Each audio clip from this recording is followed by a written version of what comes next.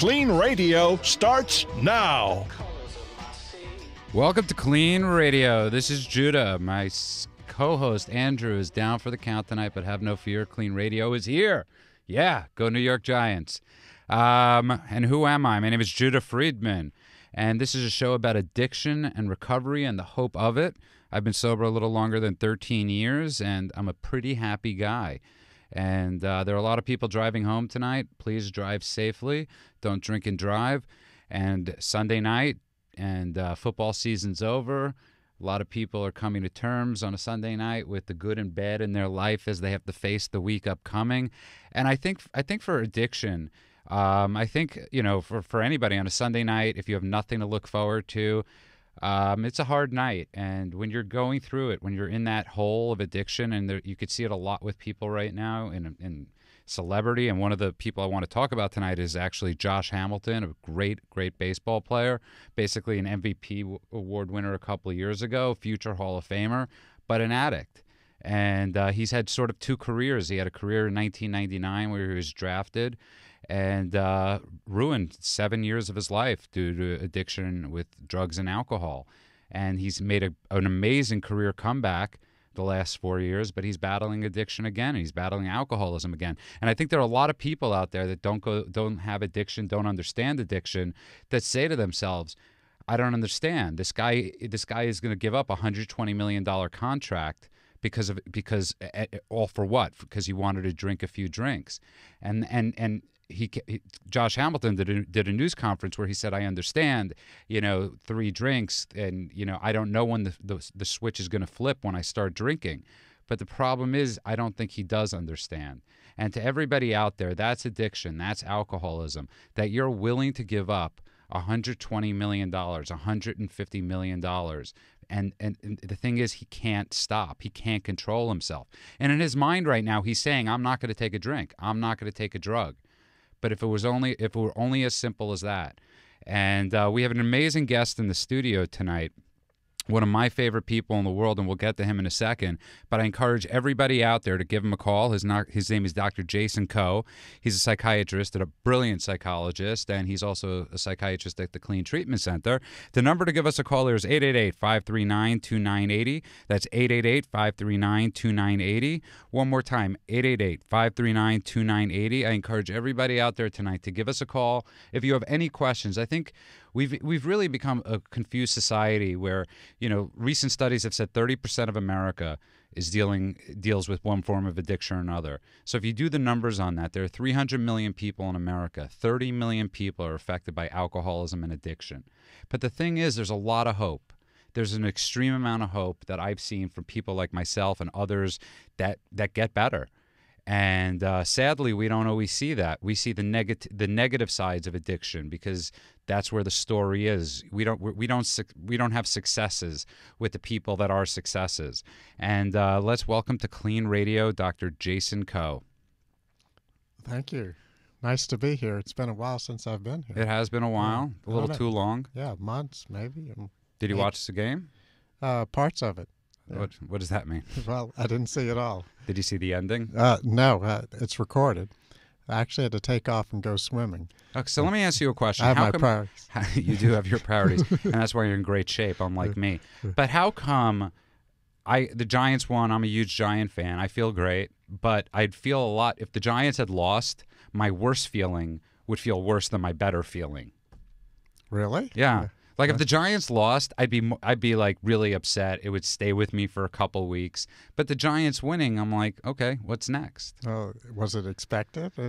No, it's that feeling of like, when your team, don't you think that is though with a lot of people in life? It's like you have a success, and I don't know if we're trained for success as much as we are trained for going through a rough time, if that makes any sense, or I just know too many alcoholics. I'm not sure. I know when the Saints lost, I was bummed out. Right. And I thought, well, that they really should not have lost that game. But I don't know. Did you paint yourself in Saints colors? No. That's why they lost, Doc. It's all on you. Well. And we're going to ask a lot of important questions tonight. One of the things I love about Dr. Coe is that He answers questions and you're honest with your answers. And one of my favorite questions to ask you is about medicine. Okay. And why does medicine work, or why doesn't medicine work? What's your opinion on medicine with treating addiction, treating alcoholism? Well, yeah, you're talking about psychiatric medicine. Psychiatric medicine. You know, I think that it can be a very important part of treatment, but it's certainly not to be relied upon as the only part of treatment.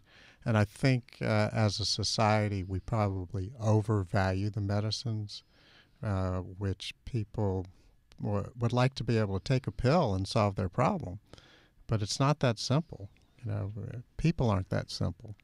It takes really making internal changes. And medicine can facilitate that. It can catalyze change, but it's not the whole answer. So what would you tell somebody that's in the would you say to somebody, get sober first, then we'll decide the medication? Or that's generally the case. I mean, you know, it depends on the substance.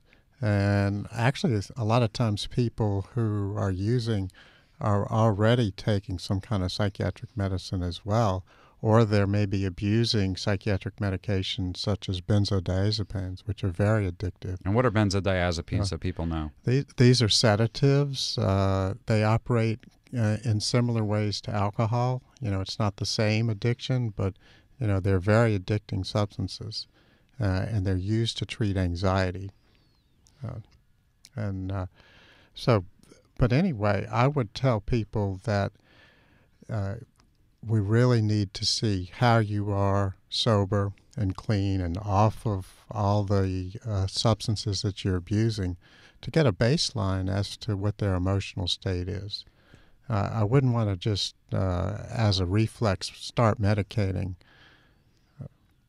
What would you say? What would you say? We were talking about. I was started the show talking about Josh Hamilton, this baseball player, one of these guys that could have had it all, that can have it all, but he's got the alcoholism, he's got addiction. Yeah, he's a poster child for addiction. Huh? Yeah, I mean, it really shows what addiction is about, and that is it harms your life. Right. You know, and this is such a huge example of it that I think people can notice that it's a serious problem, and it is a problem that the individual cannot control. Do you think it also has a lot to do with the non-understanding of the public? You know, for instance, how many groups go on in offices about sexual harassment? You know, you have these constant, you know, in big companies, they give how to talk to people training and all these things, but there really isn't a class for how to understand addiction, because you constantly hear people not enabling as much, but sort of making it okay, making the situation okay, not really understanding the alcoholism. I think people who are not addicted can't understand it. Like, why would this guy give up $120 million? You know, that's crazy. Right. I could do that, you know, not only the money, but he gave up his career, he gave up baseball, which he loves. Right, and he got it back, and now he could possibly give it up again. By the way, you're listening to Clean Radio Live. The number here is 888-539-2980. That's 888-539-2980. Give us a call. You could also find us at cleanradio.com and watch our show live. So you could watch us live right now, the great Dr. Jason Coe and I.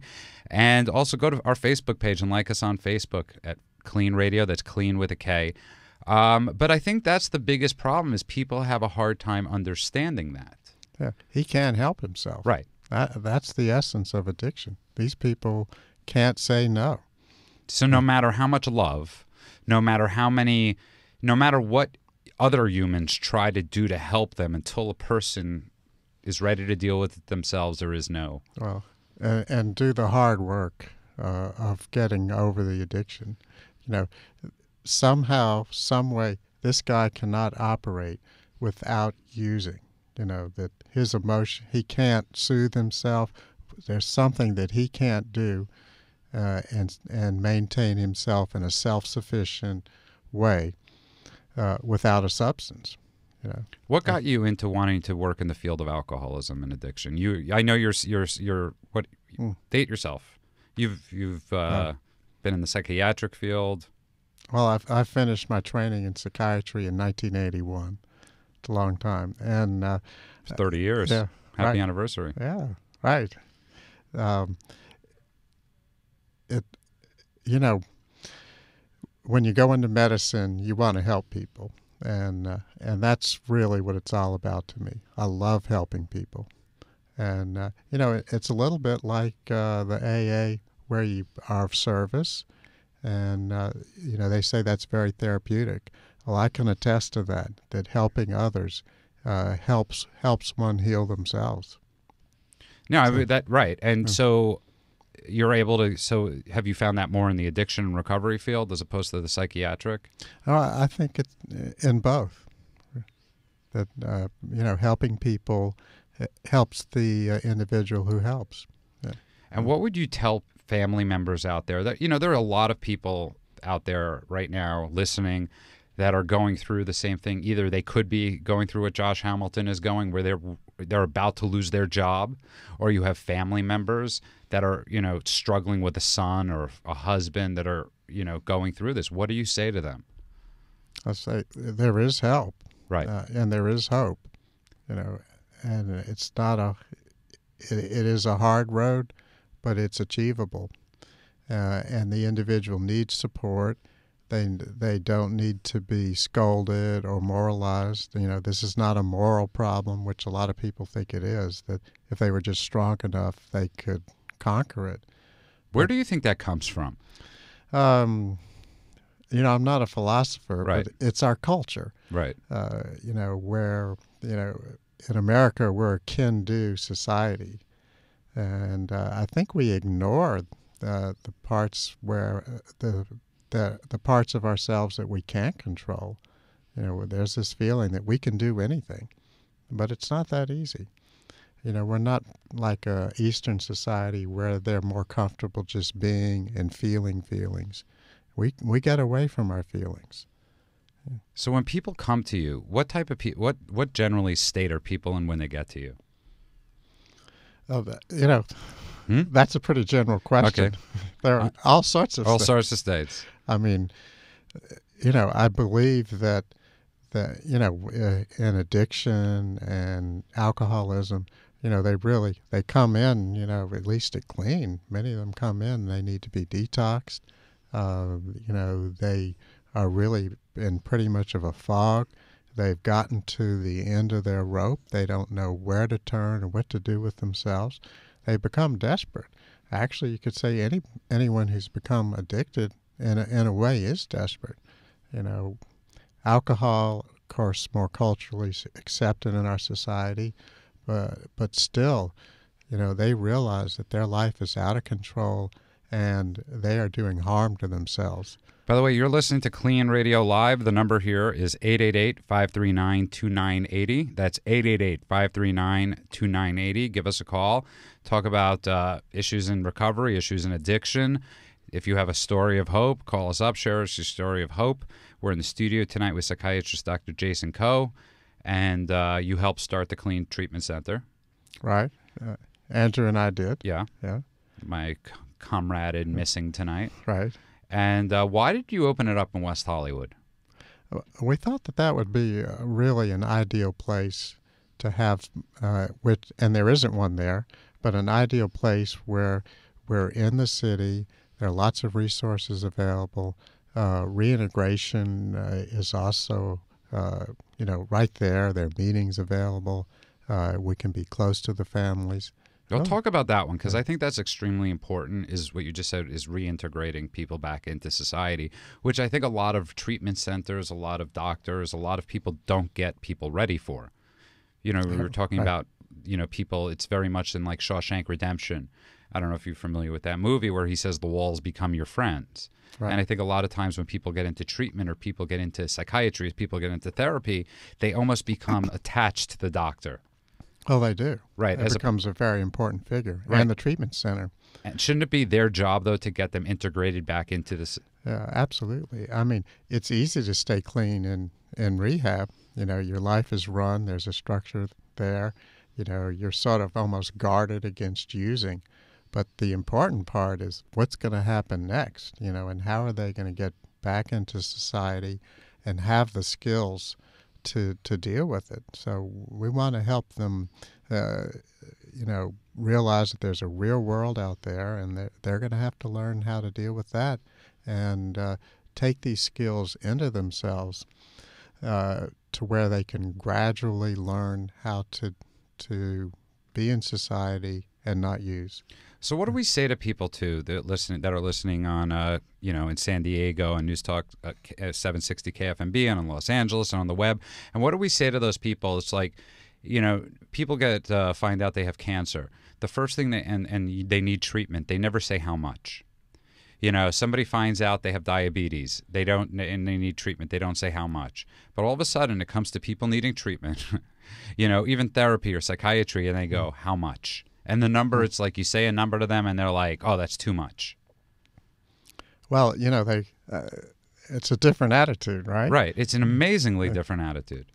Well, why people think that way is, again, this bias against taking care of their mental health. And addiction. So what do we say to people out there tonight? You're taking care of your head. It's like it's sort of a fascinating thing because I think you're going back to what you're talking about, this moral thing. Instead of looking at it as people that are sick, we're looking at it as people that are morally deficient. Right. Because if you looked at it as a sickness, you wouldn't flinch to pay to get help, with whatever help. Oh, I couldn't agree more. I mean, I don't see how you can have a good mind without a good body, and vice versa. Without a good body, obviously you can't have cancer and have a good mind. Right. It's going to upset you. But one way to look at it, it's like putting money in the bank.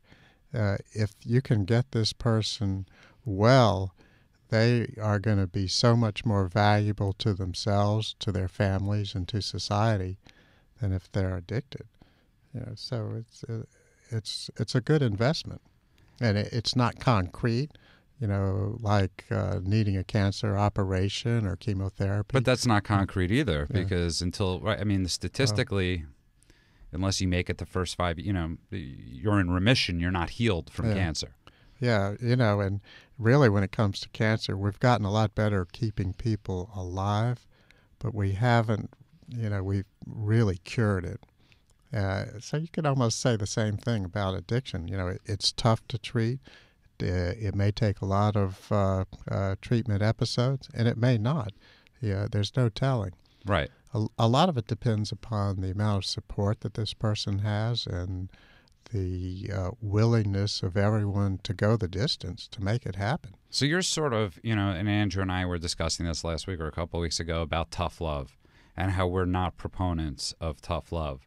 Because you can't really beat, it's like if somebody's using heroin and they're willing to die at any moment, how can you punish that person worse than they're punishing themselves?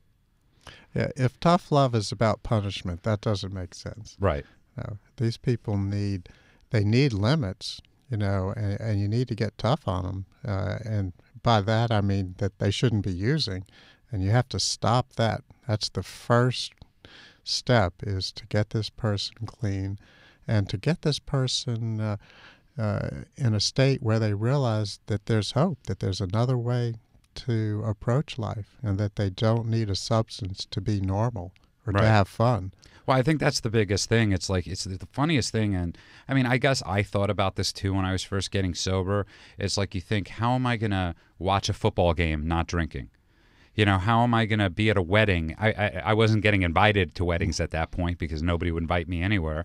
But I was worried about what was I going to do without a beer in my hand? What was I going to do? And I think, it's one of the things I love about Clean. One of the things I get to do there sometimes is we have this thing called Sober Fun Day, where we actually show people how to live life, how to have fun. That you can go to concerts sober. There's nothing better than going on a date sober. Right. And I think people... And one of the things I like to say about that is there's nothing better than having all your facilities, all your faculties operating at 100%. I mean, to me, that increases sensitivity more than a drug. Right. No, that's by the way, you're listening to Clean Radio Live. The number here is 888-539-2980. That's 888-539-2980. Give us a call. Don't be scared. And I think we realized a long time ago this is an extremely hard topic for people to talk about. This is one of the hardest things. I one time heard somebody say the hardest thing for an alcoholic ever to do is call somebody on the phone and say, I need help. Right. You know, that's like alcoholics and drug addicts are predisposed to not getting on the phone and saying, I need help. Well, that's that shame issue. Right. Yeah. It's an amazing, right. Talk about that. You were saying that there's a difference between shame and something else. And guilt. Right. And what's the difference? Because I think that was amazing what you were saying. Oh, well, guilty people, they tend to be depressed, but guilty people feel bad about their problem if they've done something wrong or if they think they've made some sort of transgression. They feel bad, and they work to improve it. Right. People who are ashamed, like don't want to admit it, don't want to be seen, they run from their problem. And they tend to be more narcissistically oriented, and that they feel they have to be perfect, and they want people to see them as perfect. So God forbid that they admit that they have done something wrong or that they're anything less than perfect. That's an amazing thing. You know, it's one time, you know, you often hear alcoholics and drug addicts say, I'm a perfectionist. They're perfectionists. Yeah. And I heard somebody say one time, he goes, I'm not a perfectionist. I want you to be perfect. You know, and it's sort of a crazy, it's sort of crazy. And anyways, we have a call on line number 2. Let's take Danny from Costa Mesa. Hello. Hey, Danny. Dan. Hi. You know, I heard the program starting off about people on benzodiazepam and benzodrines. You know, I wish the doctor would say exactly the drugs that these people are starting off and using, because there is an epidemic here in Southern California, especially amongst young kids, using not only all the bad stuff, you know, Oxycontin, Vicodin, all those things, that Xanax especially. That's the benzodiazepines. That's what I'm talking about. Xanax, Klonopin, Ativan. What do you wish, Danny? I wish you would just say the names of the drugs. Okay, so what are the... So that's a good point. What are the names of the drugs, though? The benzodiazepines are like Valium. Well, that's the first well-known one. But nowadays it's Xanax, Klonopin, Ativan. Those are the drugs that are very addictive and dangerous too. So Dan, before the doc answers why he thinks it's a huge problem, why do you think? I think the kids are spoiled. There's a breakdown of the nuclear family here in our country, especially here in Southern Cal. There's a lot of rich kids who parents don't even pay attention to them. Tar heroin is a big epidemic down here. Yeah. I know there's a woman named Jody Barber whose son died of Jared died of overdose. She put out a documentary called Overtaken. You might check it out. Her name is Jody Barber. Okay. She's in Laguna Niguel, and she interviewed kids, and they talk about why they started on drugs, why they were using, and it's really sad. I know 3 kids that have overdosed down here. Some were diagnosed by therapists who gave them drugs and they overdosed. Other ones were by a doctor up in Rowland Heights, an Asian woman who was giving 300 pills at a time to some of these kids. Which is, you know, ridiculous. Right. Dan, that's one of the reasons I actually happen to love Dr. Ko, is because he's not a pill-popping doctor, as I like to say. Pill-pushing, yeah, he's more... Dr. Ko, the cool thing about you is you wish you could do therapy with people every day. Yeah, well, I think that's what they most need. Right. And, you know, to give a pill... And a lot of people think, well, it's a prescription pill, it's fine. You know, OxyContin, it's prescription. Well, you know... not at all. These are really powerful, dangerous drugs. Okay, and also one of the biggest things I think, Dan, and I'm not sure you agree with me, you don't disagree with me, is because pills are a lot easier to get these days. Yes, I agree with you. You know, it's like when I was a kid growing up in Brooklyn, I'm not that old, I'm 35, but I could still go to the bar and get drinks. I could go to the bodega around the corner and get drinks. Now, so many prescriptions are out there that kids are stealing it from their parents' medicine cabinet. Yeah. I grew up in the L.A. airport area, Venice Beach, and there was a guy named, we called him Dr. Feelgood. You'd go in there and get Bennies or whatever you wanted. It was before Coke and all that stuff became available. But, you know, the OxyContin, even that KFI guy, what's his name, Rush Limbaugh, he was addicted to OxyContin. Right. And there are many out there. Yeah. Well, not to mention also the availability of heroin and marijuana, which insanely, it's not the marijuana your parents did. Yeah.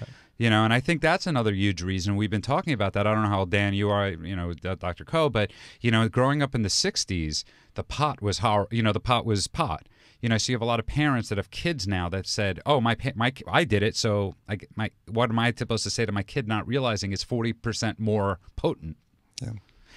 Dan, by the way, thank you very much for the call. We got to run to break. Good job, you guys. Thank you very much. Give us a call again. That's a pretty interesting call. And he's right. Yeah. We do have a lot of people out there, a lot of kids out there that are addicted to drugs and alcohol. Yeah, and marijuana, which has now sort of been medicalized. Yeah. It's frightening. And Dee, we have another call, Dee. We'll get right to her after the break. You're listening to Clean Radio Live. The discussion continues. Do you suspect a loved one is abusing drugs? Call KLEAN Treatment Center at 888-601-6040 for a free drug test and consultation. A treatment advisor is available to help you administer the test and answer any questions you may have regarding treatment and more. We are here to help. Call us today at 888-601-6040 or find us online at cleantreatmentcenter.com for your free drug test and the start of a promising future. Welcome back to Clean Radio. If you would like to join in on the discussion or are in need of immediate addiction assistance, call 888-539-2980. That's 888-539-2980. Or go to cleanradio.com. That's clean with a K. Now, back to Andrew and Judah. Welcome back to Clean Radio. In the studio tonight with Judah and Dr. Jason Coe. Andrew's a little R&R tonight, but you're listening to Clean Radio Live. Welcome San Diego, News Talk 760 KFMB, and KFWB News Talk 980. Again, the number to call here is 888-539-2980. We're in the studio tonight with Dr. Jason Coe, psychiatrist to many. Thank you. Welcome. So, I'm a psychiatrist and psychotherapist. Right. I specialize in addictions and personality disorders, anxiety, depression. Done a lot of work with psychosis in the past as well. I think I've seen it all. You've seen it all. And let's take a quick call because we got somebody in a lot of pain right now. We got Dee in El Cajon. Welcome to Clean Radio, Dee. Hi. How are you? Oh, Hi, Dee. I've had better days. That's okay. What's going on? Doctor, I'm going to go into rehab tomorrow. I have to. Okay. Or I'm going to die. And I'm addicted to prescription opiates. And so much. It's just been a vicious cycle, and they can't even anesthetize me from surgeries that I need. Right. And I need help, and I'm dying. Do you have a place? Do you know where you're going? I have medical coverage, but unfortunately, they do make you jump through hoops. Yes. I do have a husband, but he's really not as strong as I'd like him to be, because he does have his problems. But I need to get off these. But you are committed to going into treatment. I want to get clean. I'll tell you what, Dee. Do you have a place that you've picked out? Well, like I said, I have medical coverage, and there's a facility that takes care of addiction. But again, they make you jump through hoops. And are you a fan of Dr. Coe? Do you think he could help you? I've never heard of him. I've never even heard of you. Okay, but but have you liked what he's shared so far? Oh, I've listened to you, and I've just been praying to God for strength, and I need help. I'll tell you what, Dee. We're going to figure out a way to get you into Clean Treatment Center no matter what. God bless you. Okay, but here's the thing. The only way Dr. Coe and I are going to say yes to this, and Dr. Coe more than I, since it is his center, is if you say right now, I will do whatever it is you tell me to do to get help. Oh, my God, yes, I will do anything. I want to live. I want to be healthy again. Okay. We'll help you. We're going to help you, and Dr. Coe is, and I'm not just saying this, he's somebody I love to talk to. There's something just amazing about this guy, and sometimes I hear so much about alcoholism, and sometimes I wish that was my addiction, because it seems, I don't know, this is hard. Well, none of it is easy. Yeah. All addictions are hard. Yeah, Yes. de-addiction is addiction. You know, my thing was alcohol, and I mean, it's everywhere. I know. And it was, you know, I realized I can't do anything else, and I got to tell you, Dee, I've lived the last 13 and a half years of my life have been nothing but amazing. Oh God, I want to be there again. And you will be, as long as you're willing to say, I'm done. I'm done. My spirit wants to live, but my body's dying. Yeah.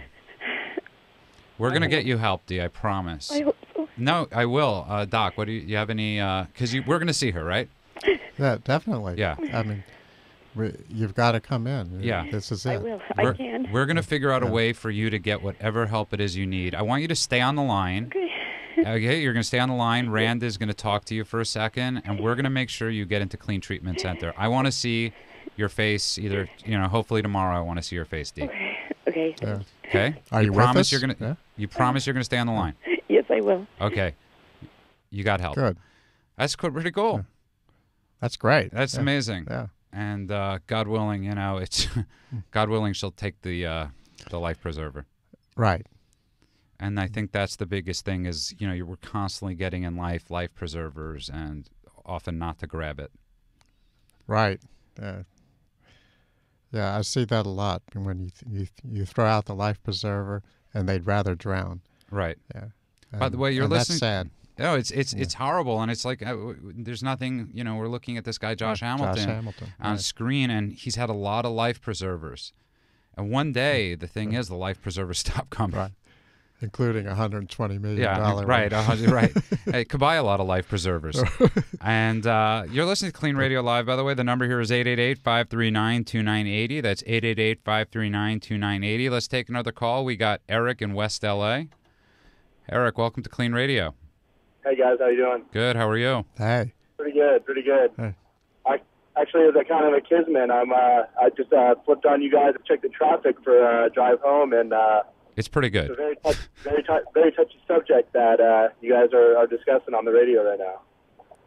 And yeah, it's and how do you relate to it?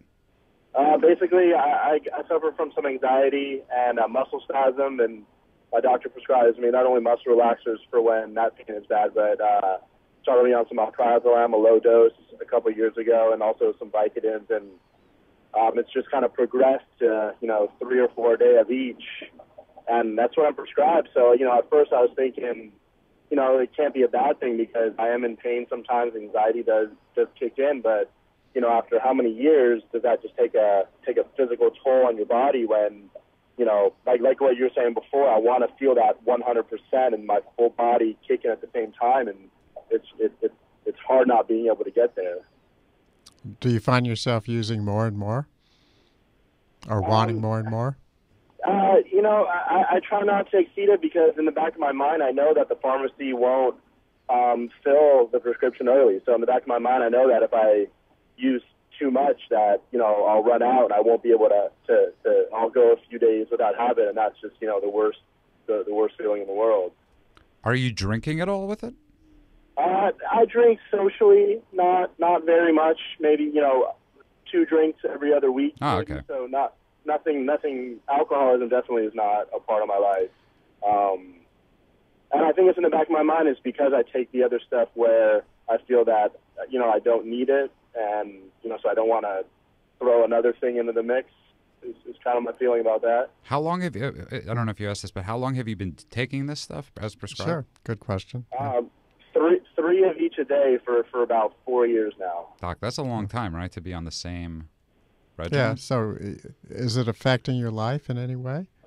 I'm going to actually say it helps a little bit, and I hate having that crutch. I feel that it's a crutch, and some people have a beer at the end of the day or a scotch, and some people like to smoke. You're talking about marijuana or whatnot, where I feel that it gets me through my day. If I don't take it, am I irritable? Yes. And am I thinking about it? Yes. But, at the same time, I feel it's prescribed and it must be okay if I'm, my doctor is one of the presidents of the HMO that I'm part of. So, in my mind, I look at her as an authority figure, and if she's prescribing this to me, it's got to be somewhat okay.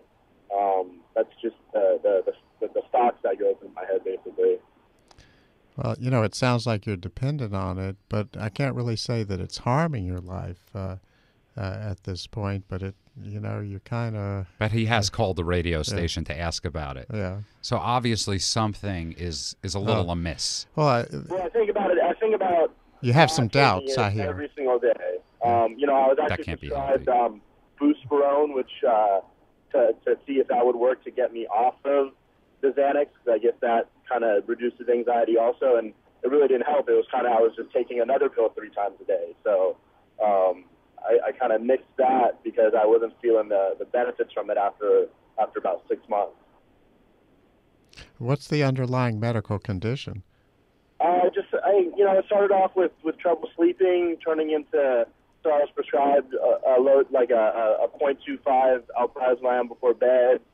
That turned into regular anxiety, and then a 5 milligram Ambien at bed. So the underlying is anxiety and muscle spasms. So I understand the medical benefits with the drugs, but I feel that I've just been on for so long that it's got to be just got to be hurting me somewhere. You know what I mean? You can't drink for 20 years and expect your liver to be all right. I mean, probably your liver is probably okay. I'm sure they're looking at that. But yeah, you're dependent on something, and I think that troubles you. And there's probably another way to treat this that would be more healthy. Right, but here's another thing. It's okay to, if you're out there, and I'm sure Dr. Koh would agree with this, and you're in little doubt, and in doubt, even the slightest amount of doubt about your psychiatrist, your therapist, your heart doctor, it's okay to look around at other doctors and get a second opinion. Is that bad advice, Doc? Yeah. It's like, okay. It's, and I know your doctor's the head of the HMO, but Bertie Madoff was also president of the New York City Stock Exchange, or the NASDAQ, and we see how that worked out. That's a good analogy. Yeah. So it's okay to look and ask around, and it's amazing that you are. But don't let the reason be because of what you think society, the societal judges on you of having to take something. Don't let that ever be the reason why you're debating a drug. Okay, so in other words, you're saying sometimes there is a medical benefit to taking things rather than the majority of people who abuse them, I guess, if you want to put it that way. Of course, drugs are, I mean, this is going to sound really bad, a soundbite, but drugs are a beautiful thing if used correctly. And I'm not talking about cocaine. I'm not talking about, I'm talking about doctors, and we've come very far. Would you agree, Dr. Koh? Sure. Medication relieves a lot of suffering. Yeah. Are you getting therapy?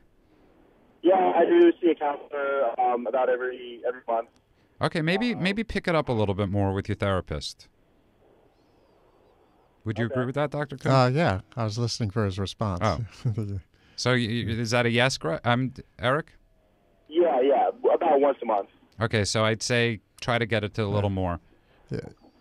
Yeah, if this is a primary anxiety problem, if you could solve the anxiety, I'm sure there'd be less need for these drugs. Eric, I'm a very analytical type of thinker, so there you go. I'm a working professional, and I do exercise, and the thing I get about the thing that I take away from therapy most is they try to teach you coping skills, but at the end of the day, when your heart starts pumping fast and you don't know why, that alprazolam does come in handy. So right.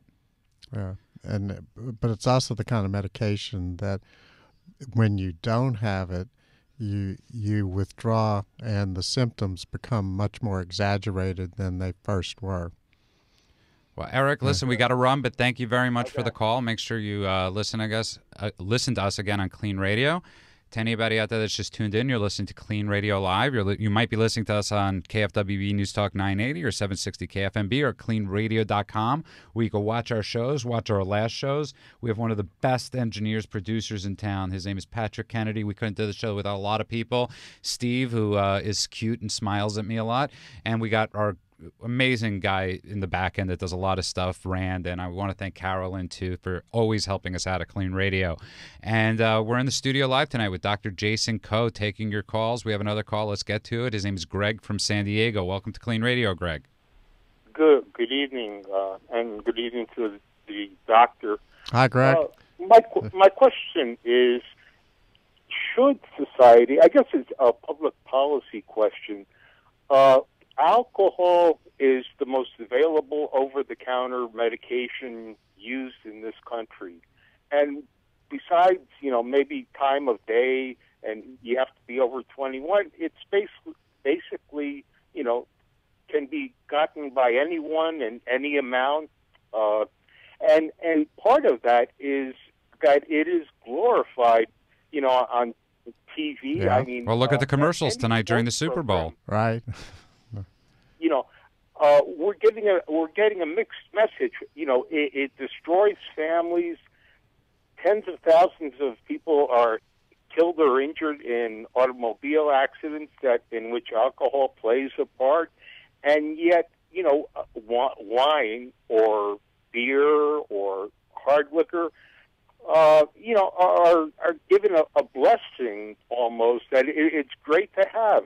That you can't go to or watch any sports programs on TV without seeing Bud Light, or I don't want to go into all the brands. So, Greg, you're asking the question. What's your answer?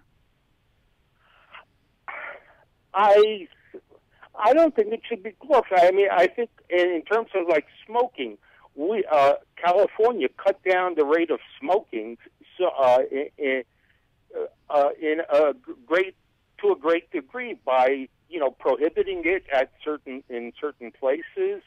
I don't know. I think there should be some limitations put on it, rather than just to be bought anytime, any place without a prescription. I mean, I'm not saying it should be by prescription only, but... Oh, they tried that, right? During Prohibition. They did try to have, and didn't we have one of the highest alcoholism rates during Prohibition? Or I'm totally making up a statistic now. That's a good question. Yeah, that is a good question, but I'll answer it on next week's show. But, Greg, you ask a great question. We got to run, but thank you for the call. Doc, that is a good question. I mean, people are going to get high. People have been getting high since the beginning of time, whether it's man-banging their heads against the wall. There were no advertisements for them, or running, spinning around in a circle just to feel a buzz. Yeah, people have been altering their sense of consciousness ever since they had one. Right. And by the way, you're listening to Clean Radio Live. We have actually a very interesting call. He'd like to talk to you. His name is Don. He's from San Diego. Don, welcome to Clean Radio. Thank you. I was listening as carefully as I could, and I had one question of Dr. Cole and one comment. Okay. The comment initially that I was concerned about, I'm a recovering alcoholic and have been for many decades, and I'm pretty active in several different programs. And in my immediate family, I have two physicians, neither of whom are psychiatrists.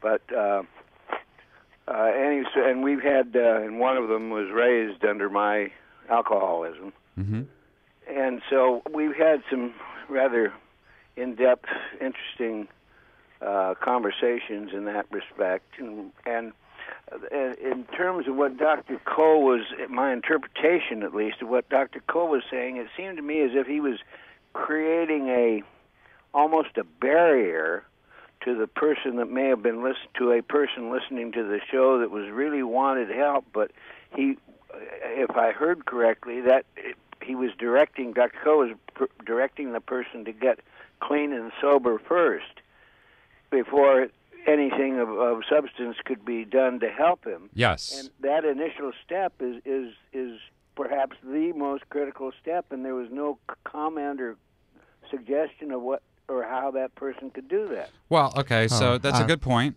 And Dr. Coe is a big fan of the 12 steps and the 12-step groups in the United States, whether it be AA, NA, whatever A it is that could get people help. Is that fair to say, Dr. Coe? Oh, absolutely. Well, maybe I misled you, but they need the most help. Sorry, Don, what did you say? I say, had he mentioned that, then I wouldn't have needed to make that comment. Yes, he sometimes when you're trying to get a lot of things out very quickly, but Dr. Ko is a big proponent of 12 steps. And that's sort of what he meant, by the way, and I know Dr. Ko very well. I don't mean to speak for you right now. Well, that's fine. But it's Dr. Ko is basically saying, Don, that in order to get any help, you first need to put the drink down or the drug down. And how do you do that is by... Well, I think that's when they really need the most help. Right.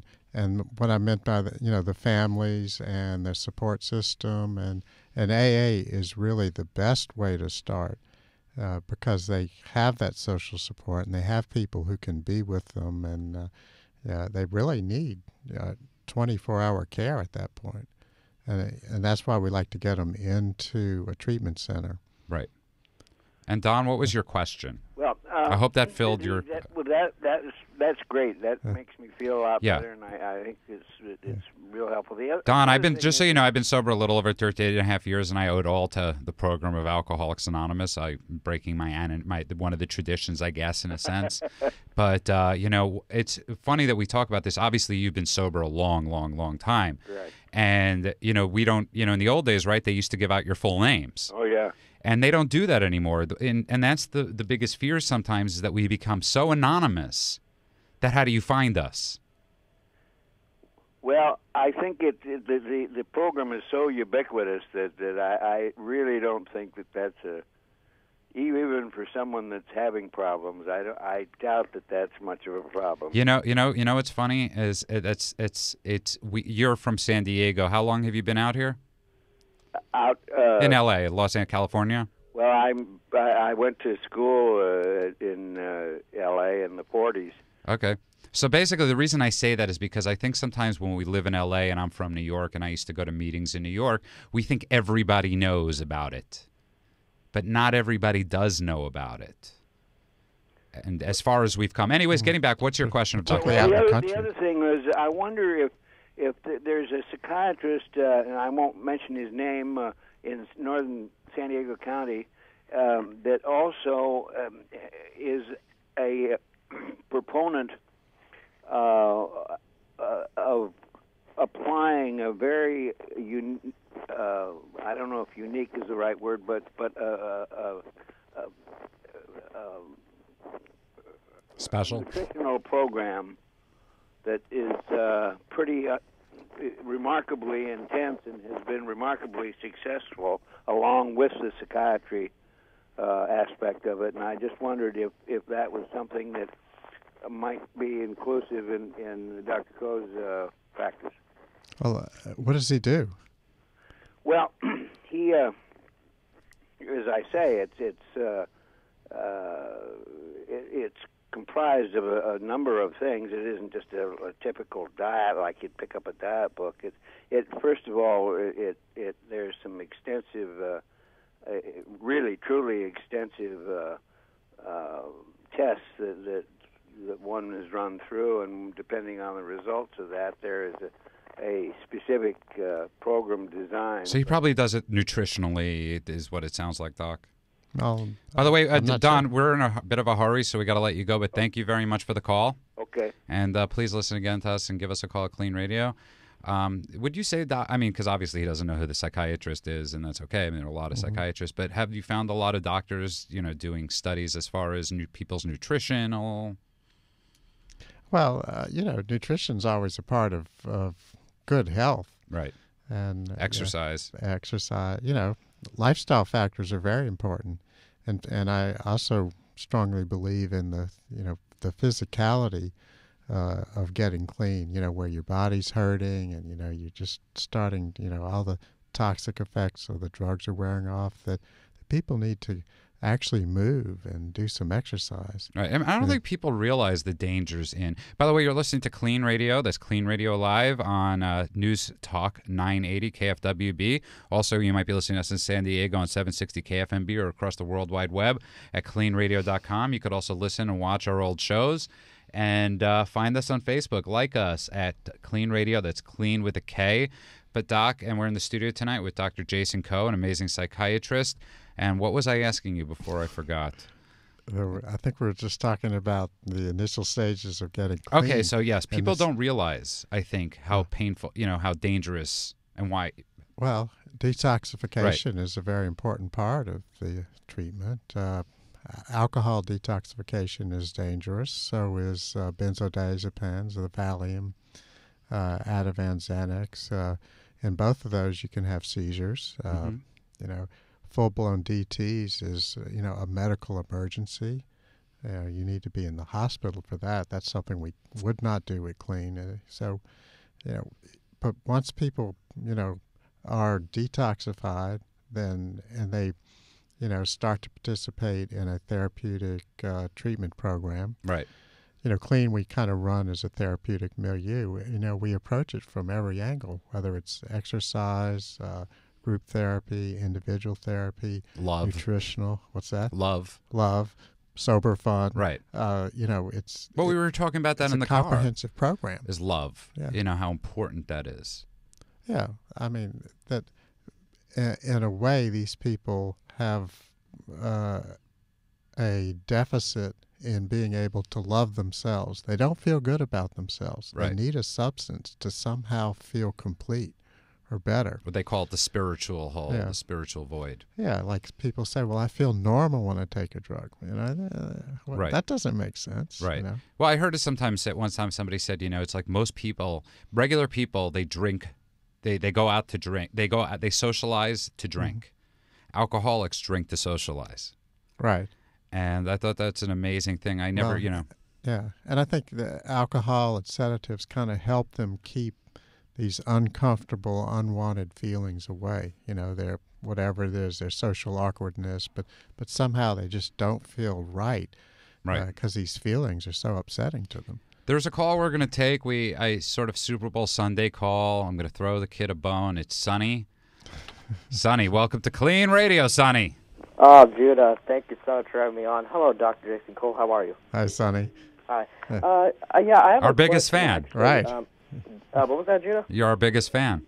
Yeah, I know that, and I am a biggest fan, of course. I think I'm your only loyal listener, if that's not... boo, Sonny. Sonny. Yeah, you're on... Tread lightly, as they say. But I'm joking. Go. What's your question for us tonight? Well, it's regarding towards a family member. You see, my uncle, his name is Ricky, and you see, he's ever since he went to a party, to a bachelor party for his brother, he's ever since then he's been drinking a lot. And I was wondering, if there's any way. Do you think that's a possible sign right there of alcoholism? I do. And what do is you this think? the Ricky that goes out of town, that's married, that goes to buy alcohol from the other side of town? No. Oh. No, that was someone else. No. Okay, that was your other uncle. Yeah. It is a good question, Sonny. We got to run. I'll talk to you next week. Thank you. That is a great question. And what's your answer, Doc? If he's drinking more, Mm-hmm. yeah, that's a problem. It's that simple. We'd have to know more about it, but is it harming his life? How much is he actually consuming? And here's the thing: you don't talk about people usually when they're doing well. Maybe you sure. do, right? But you don't talk about somebody's drinking if something's not an issue, maybe. Well, good point. Yeah. They might still be functioning. That's one of the things about alcohol, that it's an insidious type of drug, and that people can function and be drinking heavily, and then all of a sudden they start to fall apart. And it goes pretty quickly at that point. It could be their health. It could be that suddenly they're just really not quite making it work at home or at work. So it's a strange kind of drug. Well, Doc, we're running out of time. The hour went really quickly. Yeah. I'd like to thank Dr. Jason Coe for coming into the studio tonight. How do people find you? You can find me at Clean. That's Clean with a K? Yeah, Clean with a K. I'm going to have my website up pretty soon, and that's going to be Dr. Coe, MD. I like that name. And we're running out of time, Doc. The discussion continues at cleanradio.com.